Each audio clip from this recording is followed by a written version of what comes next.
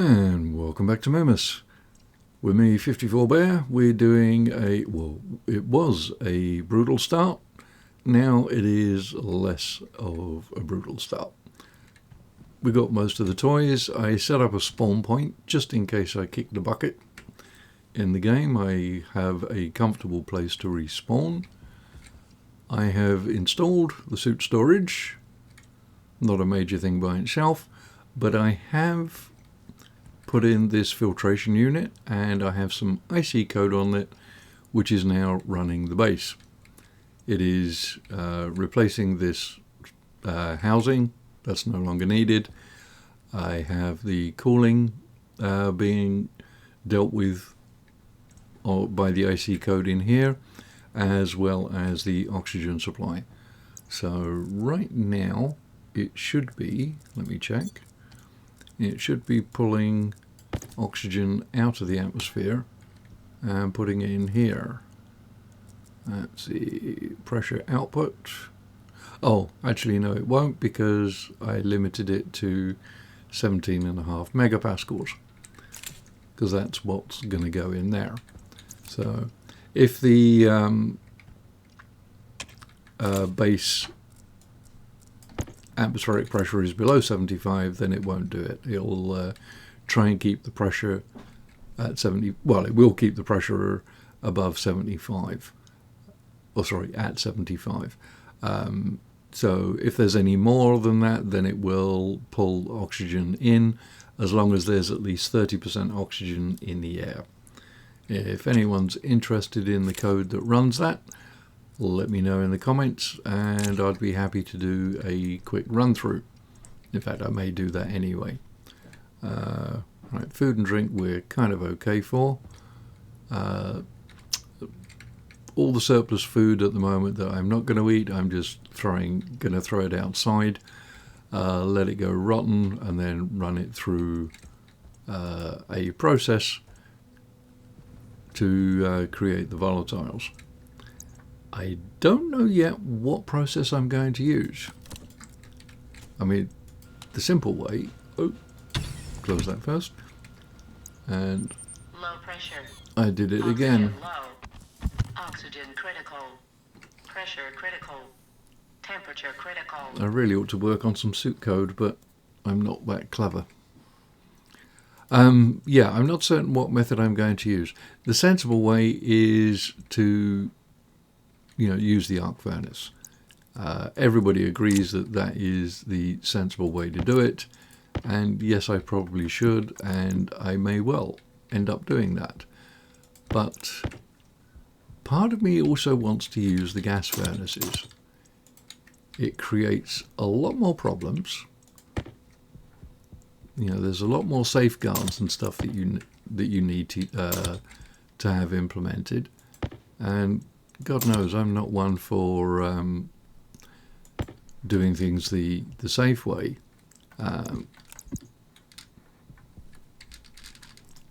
But I find the challenge of it quite interesting. Right now, this furnace has a whole bunch of, this tank up here has a whole bunch of nitrous oxide in there, a little bit of oxygen. So if I try degassing any volatiles, things get a little bit explosive. You may notice the furnace is in a different position now.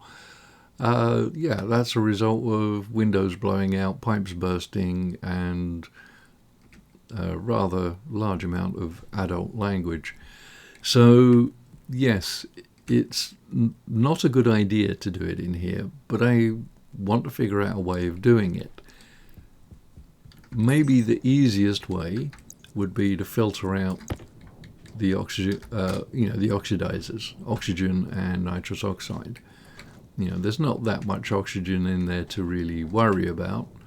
There's a reasonable amount of nitrous oxide, but I don't really need to pull it out of here, because I do have a nitrogen filtration plant around the corner over here this is crushing nitrice.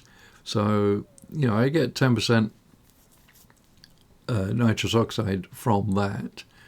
And at the moment, the pipes are stressed, but that's a constant stress level, so I don't think that's a problem.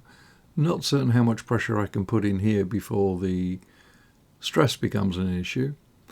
And there's always the possibility of pulling the liquids out, storing them in a tank, and somehow figuring that out.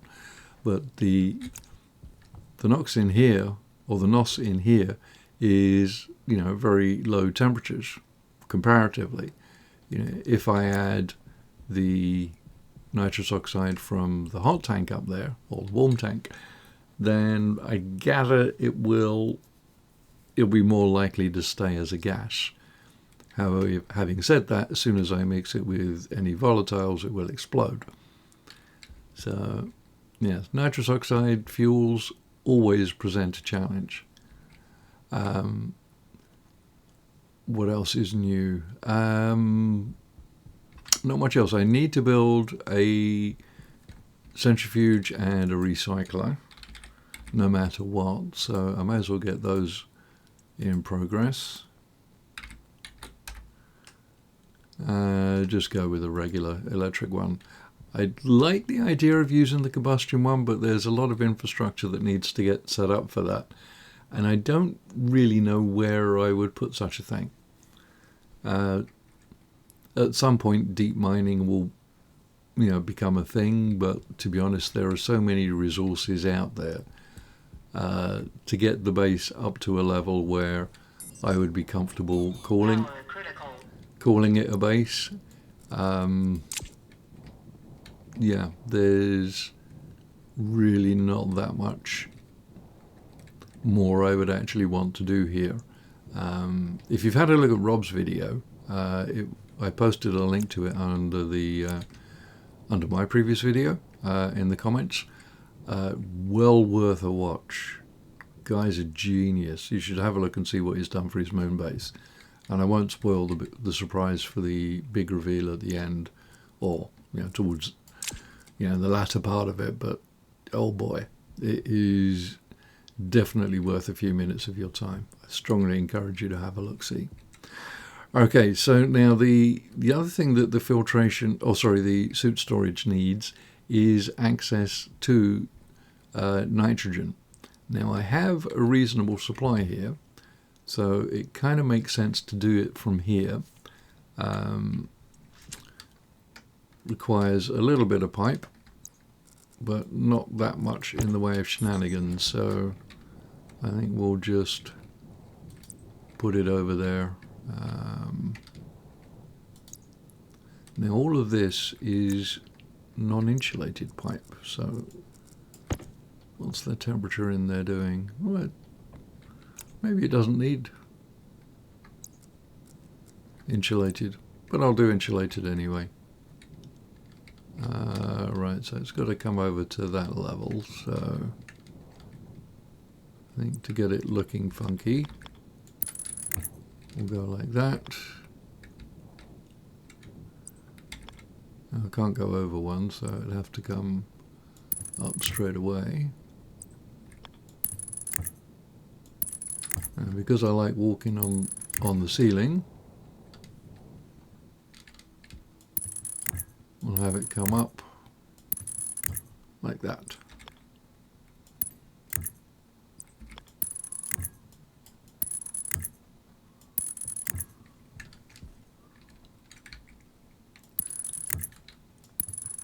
I think my approach to pipe work is kind of like an old theatre adage I was told, that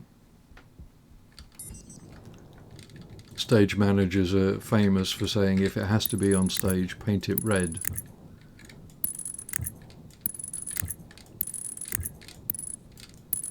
Which basically means don't try and hide anything, make it a part of whatever it is that you're doing.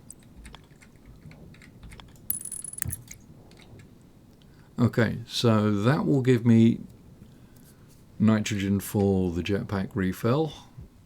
all I have to do is put the suit in there. Now I will need a headband, which I think comes from here. And it would help if I could spell headlamp. That's the one I was looking for. Only want one. I should probably make another battery for it.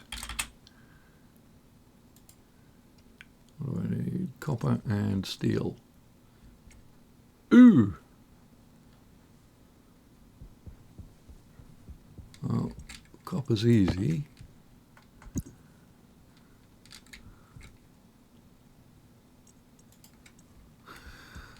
But, oh, I can do steel as well. Excellent. Close that. All of these ores are degassed, so I don't have to worry with the furnace changing temperature or anything silly. Right, that should give me my steel. I do have a bunch more ores that need to go through the degassing furnace, so maybe I shall do that. Alright. Well, I'll run this through the stacker because I don't want to put all of it in there. Just one, I think.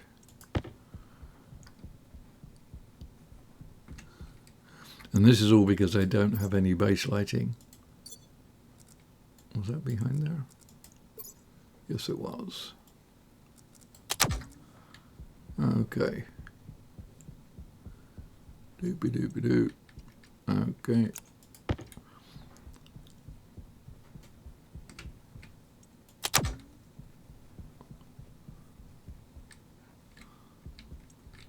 Right, I didn't print the centrifuge, did I? Oh, that needs iron. That I do have.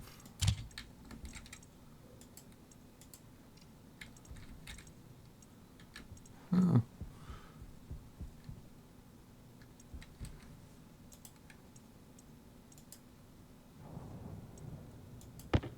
Oh, actually, no, sensors I don't need in here anymore. Right, I shall put the headband in there. And labeler.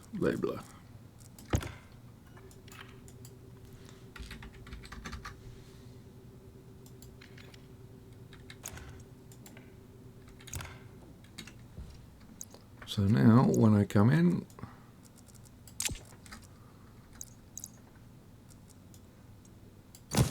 backpack, suit, and helmet. And I still get to see what I'm doing.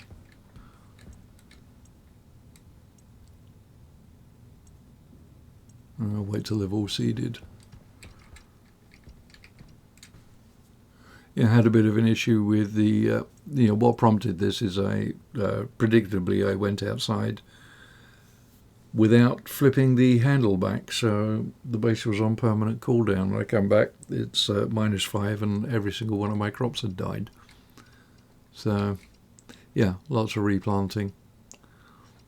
Yeah, I added a stacker in here just for when I'm like now. So it bundles the flour together in 200s. Actually, I should do the same with the soy oil, so I've only got the one bottle of it. And 200 flour is what you need for one loaf of bread. So, yeah, I could make lots and lots of bread. I could stop growing stuff for quite a while. But, yeah. And of course, I don't have my tool belt. So, swap those over. So the atmosphere composition in here is Oh, 20% CO2, that's a bit higher than I was expecting. But yeah, I guess I did drop some oxide in here, and just to test the pressure regulation part of the filtration system. Incidentally, you can get away without using a gas sensor. You'll notice I do have a gas sensor there, and the code in here is accessing it, even though the variables that you need are available in the filtration unit itself. So instead of reading the gas sensor, you can actually read pressures, temperatures, ratios, and whatever from any of the input and output slots, which is what I was doing. And then when I was monitoring it, I noticed that the mode was switching on and off like every game tick, and the temperature and the pressures were all over the place. It probably is because I have such a short pipe network connected to it. It's basically 4 pipes, or 6 or something like that. And so the system is actually draining the import pipe network almost instantaneously. And so the readings were fluctuating all over the place, and I didn't like that. It would work just the same, but I figured it was a lot tidier to use an external sensor. And obviously I'm using the batch name method to control the script, so even though there are 2 pins available here, I haven't set them to anything. Everything is being accessed by its hash using that method, which is a method I'm growing to like, or growing to appreciate. It's very powerful. I'm sure at the high end of things it will get to be rather resource intensive, but I've got a machine that's capable of running it, so I will.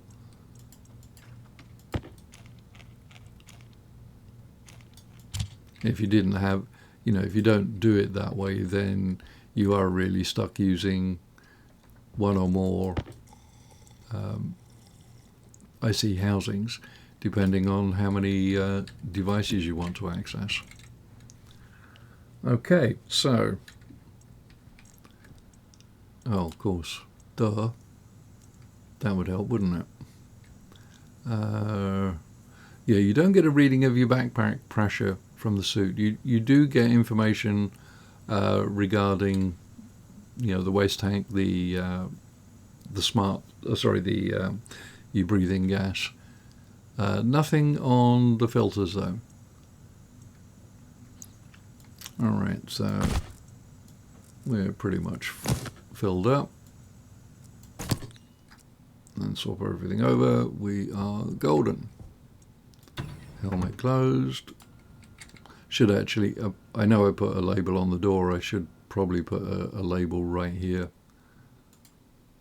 Oh, gold. Yeah, so nothing stops you pressing the wrong button.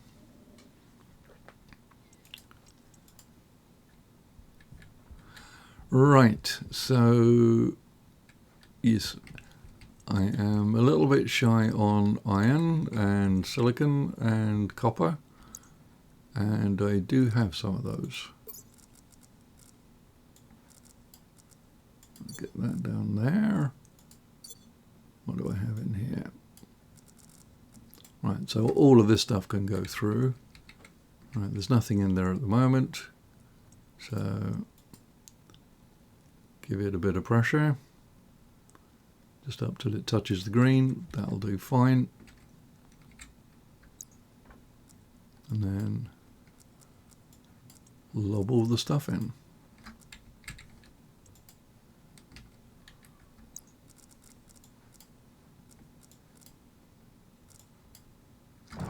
Oh!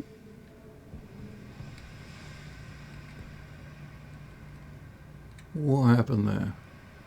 An overpressure event. That's not good.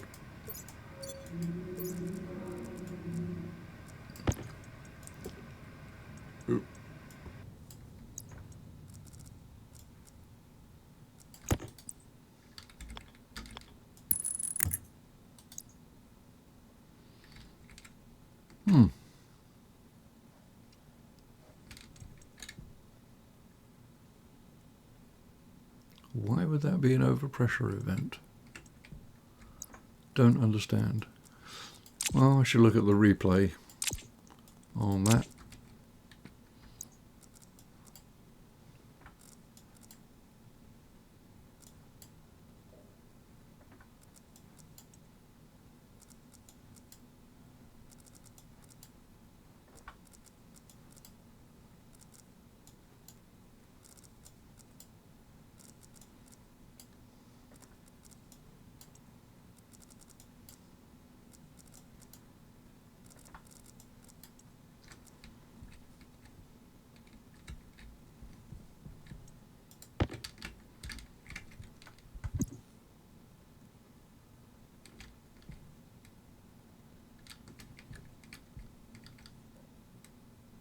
I did also consider expanding this chute network so it could take a whole of a hard mining backpack.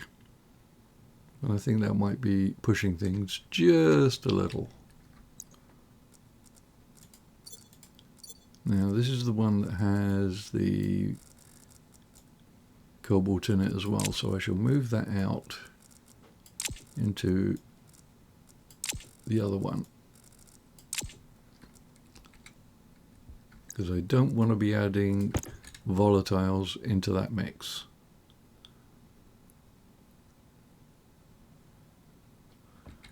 Is it actually hot enough to...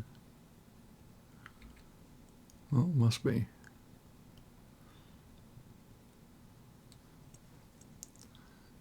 Okay, temperature. I don't know how much more we can do.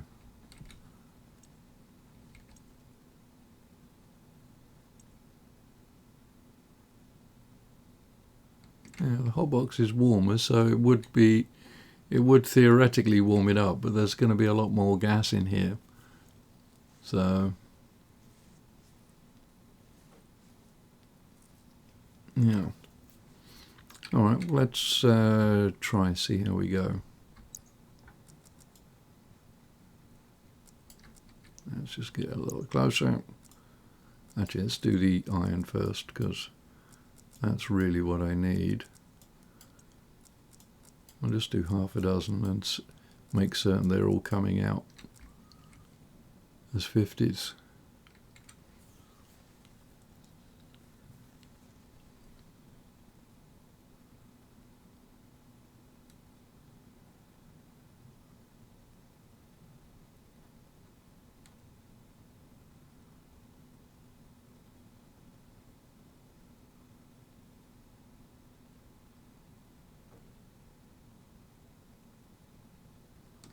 That seems to be okay.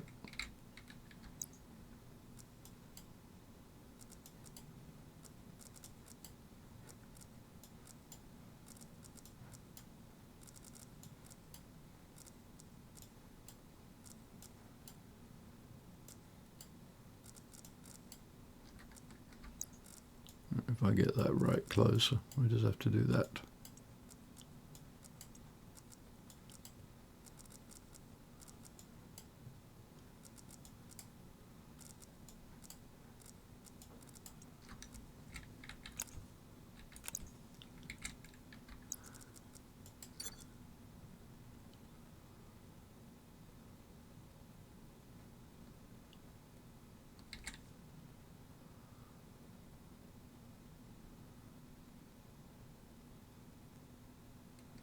Yeah, the reason why I'm looking at this to make certain it actually counts down from 50 is if it gets to a point where the furnace gas is too cold, it may process 10 of the copper and then eject it, and you actually end up with 2 batches of copper then, or whatever ore it was working on, a 10 that has been degassed and 40 that wasn't, or maybe vice versa. So, but as long as it's counting down like that, then it's degassing all of it.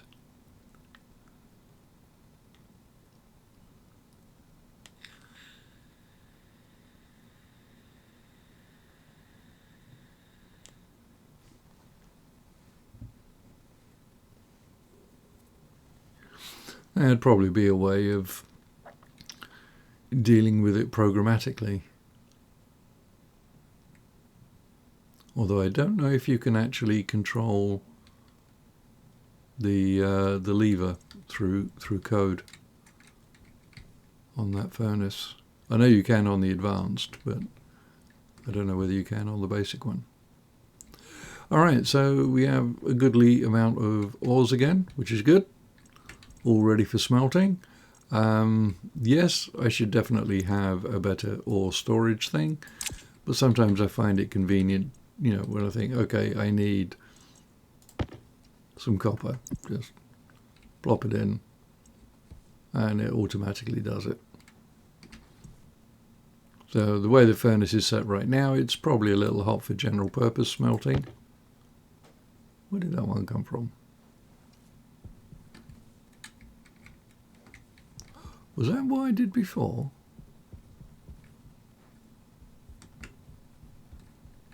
Well, it just makes certain this one is gassed.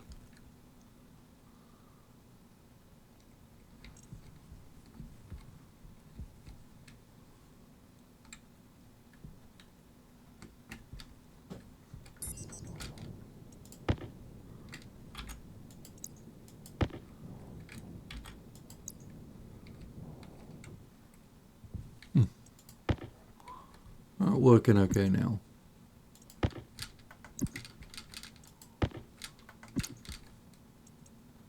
Oh, of course, I had a pipe burst. So yeah, it probably blew it out of here. Maybe I need to make these railings higher. Anyway, that's all for this one. I had thought about doing something a little different. I noticed a mod on the Stationeers page called More Asteroids. I think it was called. I think that's what it's called. And I thought, oh, that looks interesting. So I fired it up, and yeah, space starts are a much different challenge. I don't know if I'm going to do a playthrough on it, because the times I've loaded it up, you end up with 2 or 3 asteroids really close to you that are absolutely jam-packed with ores, but then nothing beyond them. So I don't know if the space map still needs to get some work done on it, but yeah, very interesting. I'm getting ores all over the place. Oh, some over here, and it's cold too.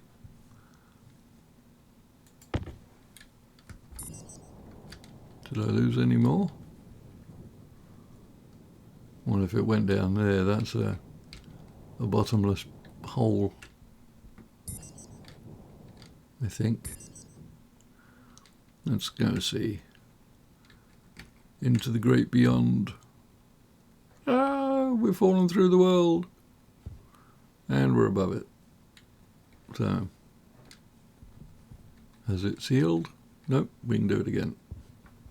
You do it enough times and it will eventually seal it.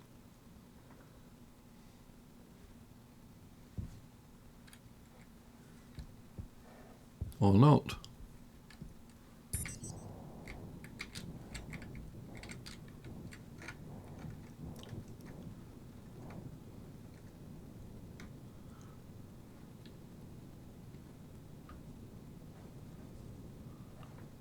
Oh, I wonder if you can go mining here.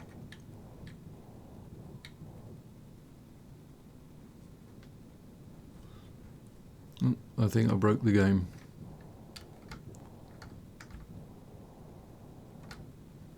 Oh.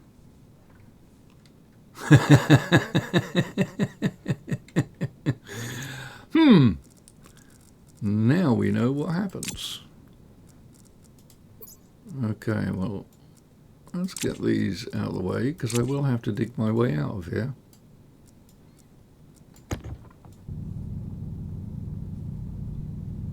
Oh great, and the terrain's not updating.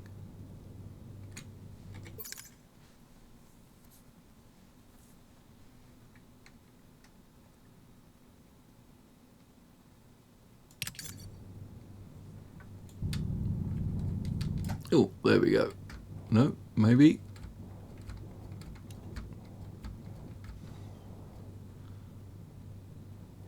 Well, that was a little bit freaky. So, yes, underworld mining, not a thing. Anyway, thanks for watching. Like, subscribe, all that good stuff. Leave a question if you have any in the comments, and I'll be delighted to get back to you. And yeah, if anyone has done an asteroid playthrough, let me know. Be interested to see it or hear about experiences. I'll catch you in the next one. Take care. 54 Bear out.